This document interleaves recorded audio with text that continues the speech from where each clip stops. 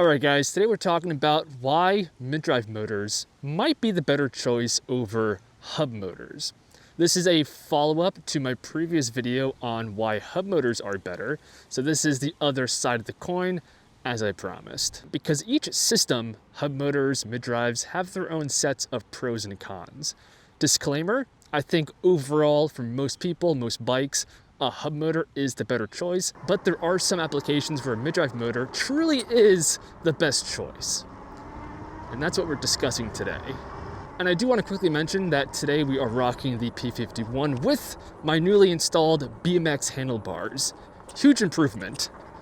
Now let me give you guys a good look at this. Ain't that something? Aside from the aesthetics, it makes the riding position way more comfortable. But if you guys want to hear more about this bike, stay tuned till the end of the video. But okay, mid-drive motors. Let's talk about the actual topic at hand here. I'm gonna go ahead and make a controversial initial opening argument and say that mid-drive motors are mostly used in mountain bikes.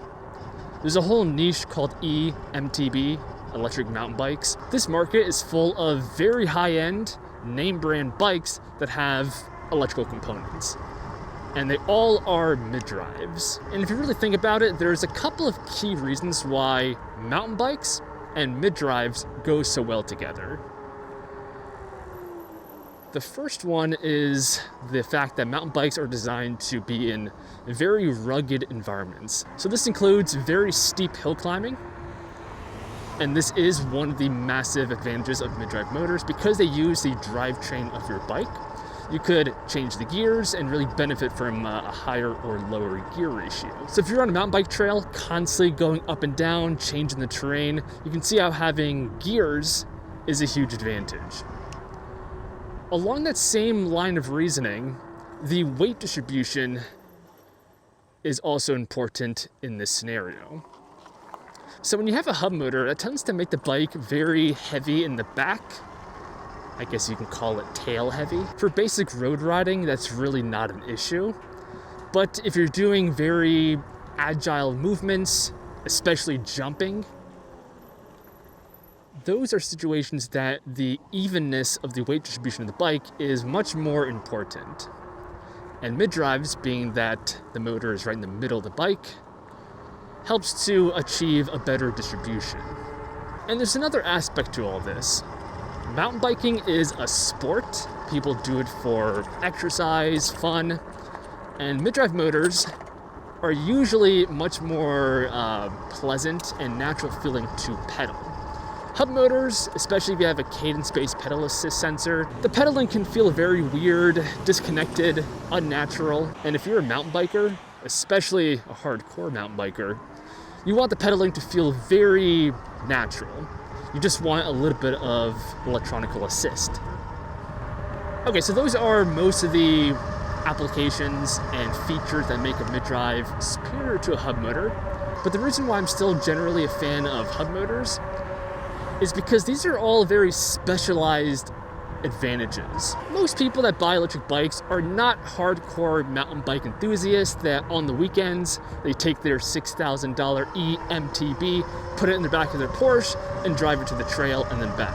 I mean, if you are in that situation, then good for you, and these bikes are really great for that. It's just that in a lot of other general metrics like the price to performance, maintenance, range, top speed, selection of parts, hub motors are the clear choice. And this is all doubly true if you're on a budget and you have a cheap bike. Because as I touched on in the previous video on why hub motors are better, to properly use a mid-drive motor, because it uses the drivetrain of your bike, that component has to be high quality. I'm not just talking about the chain and potentially having brakes there, which can happen with powerful mid-drive motors, but also the cassette in the back. Cheaper bikes tend to have very flimsy freewheels, and I've completely busted one of these before using a powerful mid-drive motor that I attached to an average Walmart bike. And up until that point with that bike, I was using a 2 kilowatt hub motor with zero problems. The mid-drive motor was very nice the handful of times I took it on a trail, but in every other situation when I was just doing my daily commuting, the hub motor was far better. And to give you guys a price figure, there's really just two mid-drive motors I would recommend. The BBSHD from Bafang, that's like $750 by itself. And then CYC, they have a couple models. Their new Photon is pretty attractive, and that's $950. For comparison, Bafang's top 1,000 watt geared hub motor by itself is $350 from Grin Technologies. Now, I know a lot of you guys watching this are big fans of mid-drive motors. I like them too.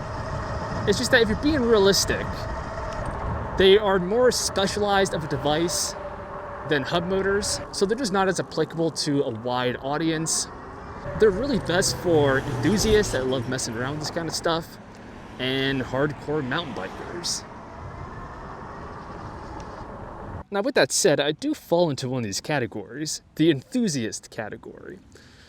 So down the line, if you guys want to see a mid-drive motor on this bike, I might do it, just in the name of science. But before changing the motor, that could be phase 2 of this build, I have a much more cost-effective upgrade in mind. I will be supercharging this Hentak hub motor with a V6 phase runner controller and a 72 volt battery using high quality battery cells. I ordered a custom battery. I'll tell you guys more about it during the build video, but it's using Samsung 50S cells, I believe. And along with being safer, having a much longer useful lifespan, these have super high discharge rates. The battery is by far the most important component of any bike build, and this is gonna be the first time I have an actual quality battery instead of a unit pack power battery, which is a cheaper Chinese offering. I already have all the components needed to do this upgrade. I'm just waiting on the battery. It took them 3 weeks to custom build the battery and do all of the testing, but sometime this week the battery should be shipped out, and that means next week